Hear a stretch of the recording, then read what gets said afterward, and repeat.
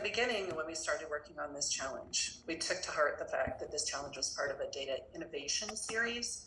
And as we know from Flight Plan 21 efforts, we're truly striving to incorporate innovation into everything we do at the agency. This dashboard should be no exception. With that in mind, we realized this was not purely about displaying data, but it was about identifying the needs of the end users and finding an innovative solution to address those needs. As you know, innovation to us requires diversity of backgrounds, perspectives, skills, etc. So to achieve that diversity, our team is from varying lines of business and varying positions. We're not made up of all technical experts. In fact, 2/3 of us have no idea how to build a dashboard, but our skills are no less critical to finding the best solution. So our team members are Dr. Michael Deere, who is the tech guy. Michael started as an aviation safety specialist in 2014 and worked his way up to program manager for data management. He has more than 20 years experience in IT as a web designer, system developer, and visualization specialist. Then we have Afton Stratton, who's the critical thinker with the perspective of the end user.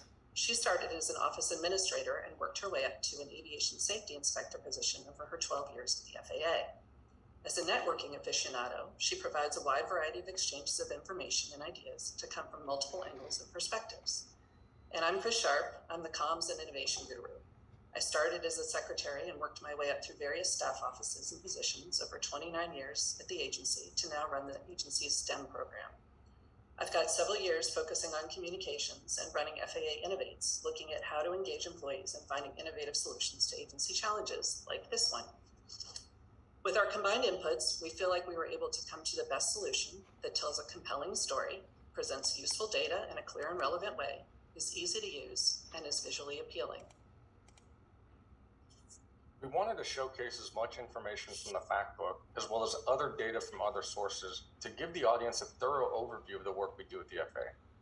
The challenge was organizing this information so that it was easy to navigate and understand, which is why we developed the menu across the top. After creating the initial concept in Tableau, I shared it with Afton and Chris. I remember thinking it was pretty good, and then they reviewed it with their critical eye.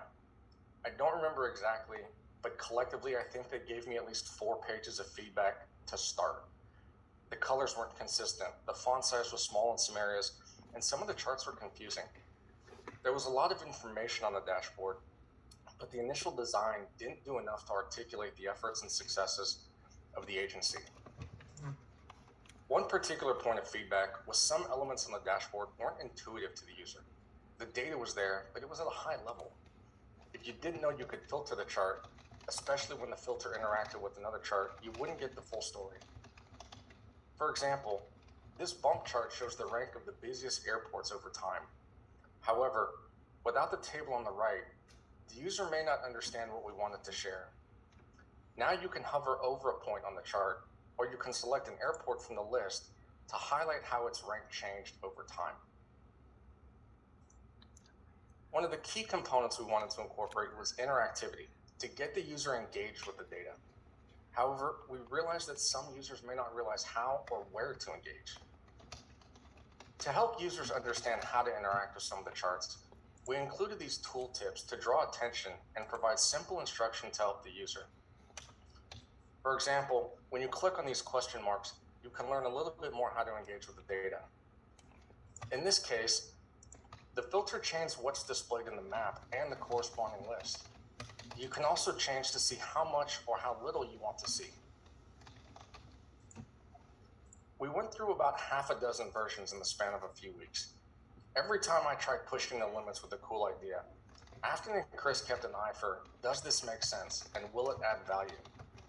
That's not to say we didn't do some cool things in Tableau, but we made sure that every element we included had a purpose for the user. For example, this hex tile map is a great way to display summary data for states when the precise location isn't important.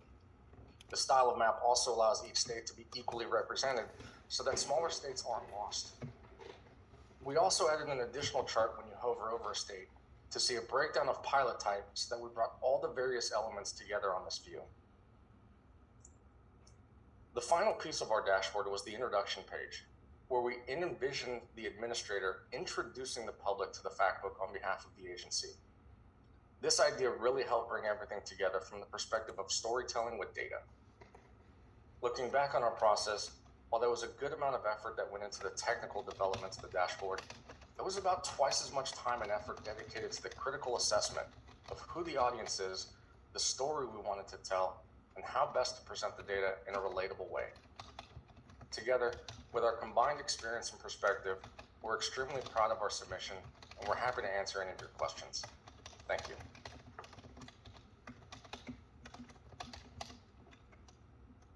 Thank you for that presentation. Jess, did you have a question for Team Show Me the Data? Which audience were you focused on the most as you were putting this together? I don't think we can focus on the most.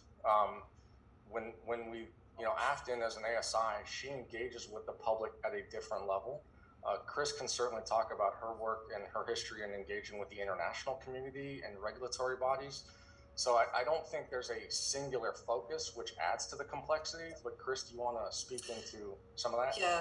Yeah, we did try to look at it from a variety of different perspectives, and I think that's why it was very beneficial to have folks who came from those different backgrounds. Like Michael alluded to, when I used to work in the international office, we used to have the little hard copies of the administrator's fact book, and those things were a hot commodity. And there were certain pages that every time I would visit with my international visitors, they would ask about and show. And so we tried to incorporate kind of that knowledge of what some of the really interesting and important data points are. And we tried to look at it from somebody who knows about dashboards and somebody who may know absolutely nothing. And to see if it made sense, if we could navigate our way through it.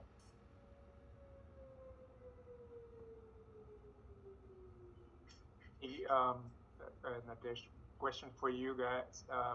Great effort, wonderful visualizations. We have given a lot of thought to the storytelling aspect of this and making it easy for folks to understand what lies behind the data. Kind of following along on Jessica's question about the audience, there's a lot more data which is behind many of these summaries. So how best to kind of help people dig through that so that they can follow the story along and glean more insights from this? So one approach that we used, and you saw it in some of the other screens, we liked using text to communicate information in sentence form, because people do have a tendency to read when it's not a lot. So that's one way to try to communicate results. But the other part that we're showing here and on this other view with UAS data, we wanted to give the users a place to explore on their own. We can do the analysis and tell the public, hey, this state or this locale has more reported laser strikes or UAS incidents. But if I'm John Doe, John Q. Public, I may want to see what that's like in my location. So I think that's part of what we try to incorporate too, is we'll give you some summary, some analysis, but we really want you to play with it to find your own result. And I'd echo that. I think one of the things that we really tried to do is be able to make it personal. So I can type in my zip code here and get the data that's local to my area, and it becomes more of a personal story.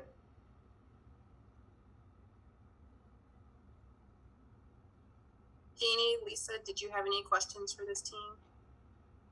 Yeah, I had a couple of questions. One was, I was curious about the landing page, and when I got there, it didn't look like it was going to be a fact book. So I was curious, number one, about that approach as an entry to the fact book, and then the other thing that struck me was, with the visualizations, did you think about presenting them in a way that people could, as you said, personalize and then share, right? So we're creating some advertisers out there in the digital world. Did you think about that at all? So if I can speak to the landing page, that was something my teammates will laugh, because I woke up at 4:00 on a Sunday morning and started typing to them saying, oh my gosh, we need to have some sort of context. The thought behind that was for many users, they may not really understand what a fact book is.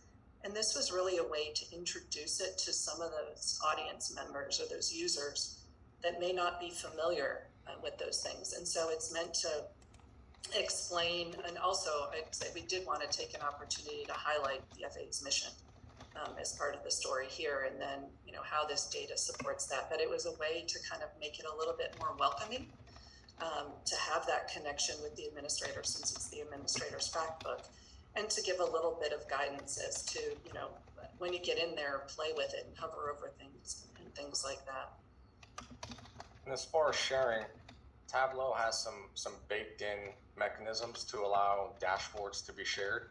I think the extension of that is to share the underlying data as well. Like I said, if someone wanted to aggregate or do their own analysis, especially around some of the location data, sharing that data would be would be easier for them.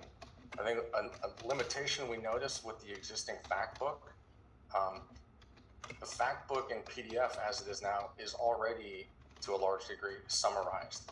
So there's not a lot of underlying data there to then share back out. I think if we were to do this moving forward as an agency, that's something to look into, is how can we have more of that raw data, analyze it, present it, and then, oh, by the way, here's how we can give this out to the public so they can discover their own insights and hopefully feed that back to us, because they may see things that we don't see internally. Absolutely, Michael. You just read my mind. Thank you.